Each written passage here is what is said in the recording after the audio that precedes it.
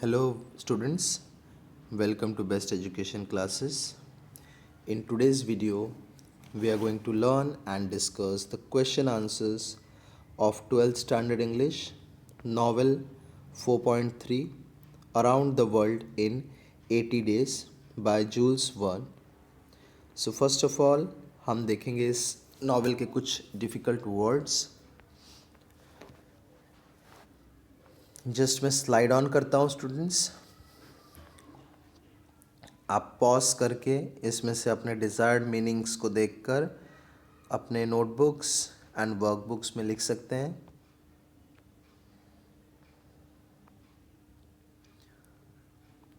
Twelfth standard English के बाकी भी चैप्टर्स हमने कवर अप किया है, सो आप एक बार जाकर प्लेलिस्ट को ज़रूर चेक करें. इस वीडियो में हम डिटेल में क्वेश्चन आंसर्स डिस्कस करेंगे पैसेज के आपके नॉवेल के.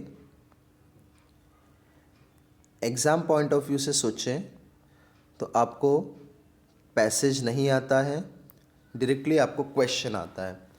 सो बहुत ज़रूरी है कि आप सारे क्वेश्चन आंसर्स को समझें, स्टोरी को समझें, ताकि लॉन्ग टर्म में आपको आंसर्स इजीली याद रहें. कैरेक्टर्स देखते हैं, कुछ इंपॉर्टेंट कैरेक्टर्स इसमें हैं. फिनियस फॉग जो हमारा मेन लीड है. पासपर्डाउट फिनियस फॉग का लॉयल सर्वेंट है. Aouda we can say that she is the lead female role और actress heroine of this novel. Detective Fix एक पुलिसमैन है, थोड़ा सा फ़नी कैरेक्टर टाइप का है इनका. अगर आप नॉवेल पूरा पढ़ो तो थोड़ा सा फ़नी है इनका कैरेक्टर. बेचारे एक बैंक रॉबर को ढूंढ रहे होते हैं और मिस कंसेप्शन इन्हें हो जाता है कि फिनियस फॉगी वो चोर है. फिर इसमें आते हैं कुछ माइनर कैरेक्टर्स जो रिफॉर्मर क्लब के मेंबर्स हैं, एंड बाकी फिनियस फॉग के जो साथी हैं एंड ऑल, वो सारे माइनर कैरेक्टर्स में आते हैं. 4 ही इसमें मेजर कैरेक्टर हैं. नॉवेल का थीम जो है वो एडवेंचर है, एक्साइटमेंट है. एक्साइटमेंट से भरी और एडवेंचर से भरी हुई ये पूरी स्टोरी है. इस स्टोरी पे काफ़ी सारे मूवीज़ बन चुके हैं. कुछ मूवीज़ को थोड़ा सा ट्विस्ट करके बनाया गया है, ओरिजिनल स्टोरी से थोड़ा सा हटकर. तो अगर आप मूवीज़ देखते हो तो आपको थोड़ा सा ध्यान रखना होगा कि आप ओरिजिनल ही स्टोरी देखो. नेक्स्ट ये मैप आप देख लीजिए. मैप बहुत इम्पॉर्टेंट है कि फिनियस फॉग ने कैसे पूरे वर्ल्ड का चक्कर लगाया, कौन से सिटीज़ को उन्होंने कवर किया और कैसे उन्होंने अपना रूट किया था, प्लान किया था. एंड ये उस टाइम की बात है स्टूडेंट्स, इस स्टोरी जब लिखा गया था जब मोड ऑफ ट्रांसपोर्ट बहुत ही ज़्यादा डेवलप्ड नहीं थे, बहुत ही सारे मोड ऑफ ट्रांसपोर्ट नहीं थे. सो 80 डेज़ में पूरे वर्ल्ड के चक्कर लगाना अपने आप में ही एक बहुत बड़ी बात है, क्योंकि स्टोरी जो है वो इमेजिनेटिव है, रियल स्टोरी नहीं है. बट इसमें जूल्स वर्न ने एक ट्रैवलर का जर्नल्स यूज़ करके जो भी फैक्ट्स बताए हैं काफ़ी हद तक प्रिसाइज रखने की कोशिश की है उससे. चलो नेक्स्ट हम देखेंगे अब important objective questions. So although chances are very low that objective questions will come from this chapter, मैं जस्ट ऑब्जेक्टिव क्वेश्चंस आपको स्लाइड ऑन करता हूँ.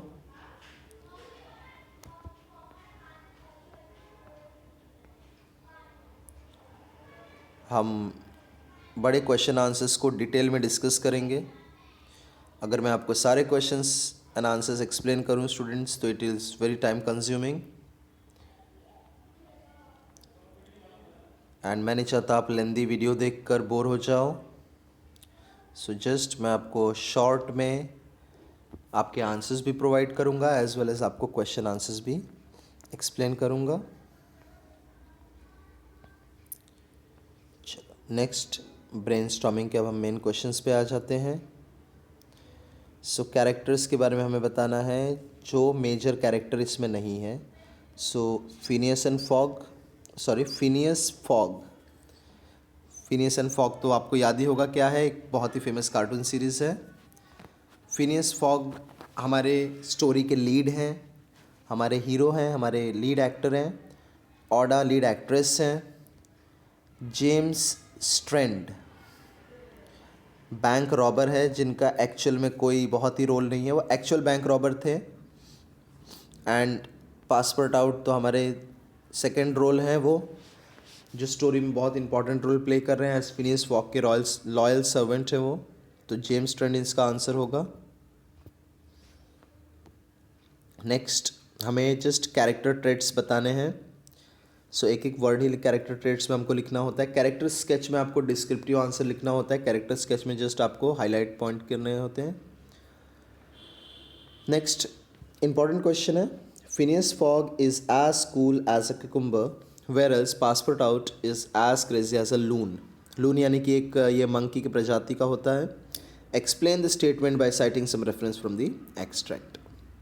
सो फिनियस एंड फॉग था, वो काफ़ी प्लान्ड काम करते थे, काफ़ी सोच समझ के डिसीजंस लेते थे। वेरएल्स पासपोर्ट आउट जो थे वो किसी भी सिचुएशन में बस टूट पड़ते थे। सो यहाँ पर उसका डिटेल एक्सप्लेनेशन है। You can just go through this and right your question and answers. मैं वीडियो को जस्ट स्टॉप करूँगा स्टूडेंट्स, आप पॉज करके क्वेश्चन आंसर्स को साथ साथ कंप्लीट करते रहिए। Detective Fix tried hard but could not fix the charge on robbery on Fogg. Explain the statement from the point of view of Fix.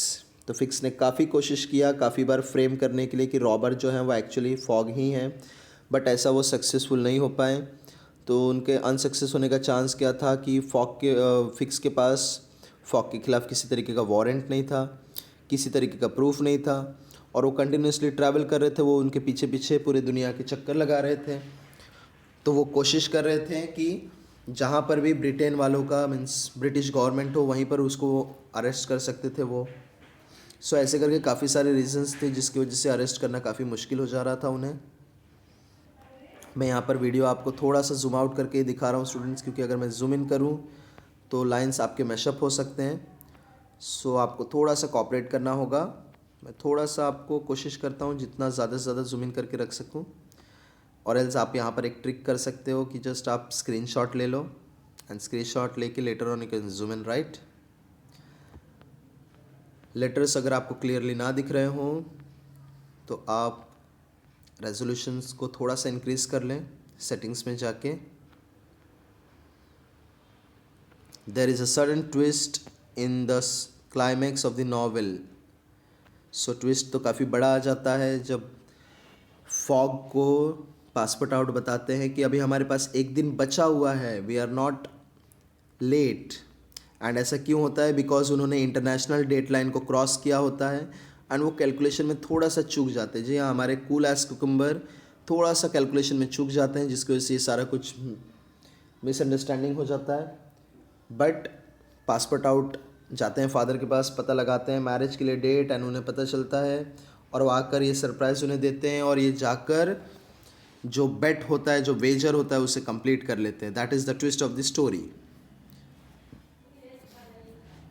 क्या क्या मीन्स ऑफ ट्रांसपोर्ट यूज़ हुआ है novel में वो हमें बताना है। तो एलिफेंट यूज़ हुआ है, हॉर्स यूज़ हुआ है, ट्रेन यूज़ हुआ है, स्टीमर यूज़ हुआ है। एंड ये फैक्ट है कि ये सारा का सारा mode of transport passport out और फिनियस फॉग एंड ऑडा ने यूज़ किया था, क्योंकि इन्होंने पूरे दुनिया के चक्कर लगाए थे। तो हर जगह पर ट्रेन्स उस टाइम नहीं अवेलेबल थे, हर जगह पर बोट्स अवेलेबल नहीं थे, हर जगह पर क्रूज़ नहीं था, फ़्लाइट का तो नामो निशान नहीं था। सो यही सारे मोड ऑफ ट्रांसपोर्ट्स थे जिससे फिनियस फॉग ने वर्ल्ड का चक्कर लगाया, वो भी 80 डेज़ में, which indeed was a really very great task. अलग अलग सिटीज़ के इंपॉर्टेंस बताने हैं, स्टोरी में क्या क्या जगह इंपॉर्टेंट रोल प्ले कर रहा है।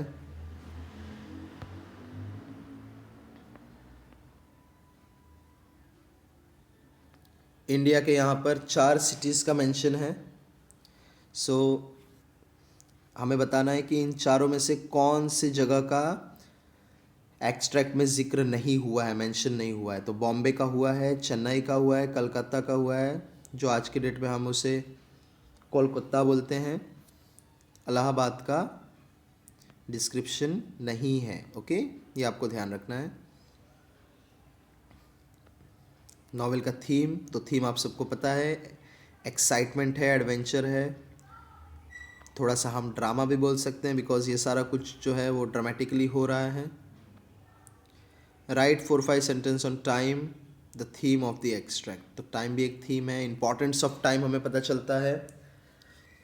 सो फॉग को ही अगर हम ले लें तो फॉग की स्टोरी से हमें टाइम के इंपॉर्टेंस के बारे में बहुत कुछ पता चलता है। जैसे कि जब वो अरेस्ट हो जाते हैं तो सिर्फ उनके अरेस्ट होने की वजह से उनका पूरा का पूरा एक दिन वेस्ट हो जाता है। 5 मिनट्स भी कितना इम्पॉर्टेंट होता है इस नावल से हमें पता चला। नावल का सेंट्रल आइडिया आपको बताना है, around the world in 80 days. So जो सेंट्रल आइडिया वो काफ़ी कुछ मेल खाता है हमारे स्टोरी से। एंड इस 80 डेज़ के सफ़र में फॉग की लाइफ काफ़ी हद तक चेंज हो गई बिकॉज जो हमारे फॉग थे वो इससे पहले लोनली लाइफ रहते थे, सोसाइटी से थोड़ा सा डिटैच होकर रहना पसंद करते थे, वो ज़्यादा कुछ केयर नहीं करते थे, पासपोर्ट आउट के साथ उनका कोई ख़ास कनेक्शन नहीं था। बट इन 80 डेज़ में उन्होंने पूरी सोसाइटी को देखा, पूरे वर्ल्ड को देखा, पासपोर्ट आउट के साथ में एक हेल्दी रिलेशन, एक फ्रेंडली रिलेशन डेवलप हुआ। इतना ही नहीं, उन्हें अपने लाइफ का लव ऑर्डा भी मिल गई। Okay sorry. सो इसके अलावा 80 डेज़ में उनका जो फॉर्च्यून था, उनके जो पैसे थे वो डबल हो गए। सो ये सारा कुछ बहुत ही इम्पॉर्टेंट रोल प्ले करता है फिनियस फॉग की लाइफ में। Justice is served, done in the and explain. तो फिनियस फॉग ने जो भी स्ट्रगल किया था, जो भी डिफ़िकल्टीज झेली थी, उन्होंने पूरा 80 डेज़ की जर्नी में डिटेक्टिव फिक्स की वजह से जहाँ जहाँ उन्हें उलझने हुई थी, जहाँ जहाँ प्रॉब्लम्स हुए थे, सब कुछ सहने के बाद, इतना हार्ड वर्क करने के बाद वो डिज़र्व करते थे कि वो इस वेजर को जीत जाए। सो इसलिए ऐसा कहा गया है कि justice is served in the and. Language की अगर हम बात करें तो अगेन एक एडवेंचरस नॉवेल है, थोड़ा सा इसे बच्चों के पॉइंट ऑफ व्यू से, यानी कि टीनेजर्स के पॉइंट ऑफ व्यू से लिखा गया, आप लोगों के पॉइंट ऑफ व्यू से लिखा गया, तो ज़्यादा कन्फ्यूजन वाला लैंग्वेज यूज़ नहीं किया है, स्ट्रेट फॉरवर्ड स्टोरी है। हु सेड टू हुम हम देख लेंगे, इसके लिए आप पैसेज को सिंपली गो थ्रू कर सकते हैं।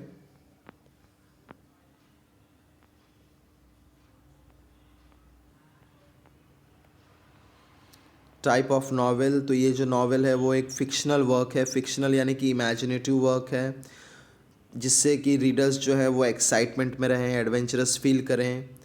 थोड़ा सा मूवी टाइप का है ये, इसलिए इसके ऊपर काफ़ी सारे मूवीज़ बेस्ड हैं स्टूडेंट्स। आपको अगर कभी टाइम हो एंड जो कि आपको निकालना चाहिए आपके एग्ज़ाम पॉइंट ऑफ व्यू से भी, और आपको एंटरटेनमेंट भी मिलेगा, आपको इसे एक बार मूवी के फॉर्म में देख लेना चाहिए, जिससे कि आपका प्रिपरेशन बहुत थरो हो जाएगा। Hope so the video is helpful for you all. Stay tuned for more such videos and thanks for watching the video.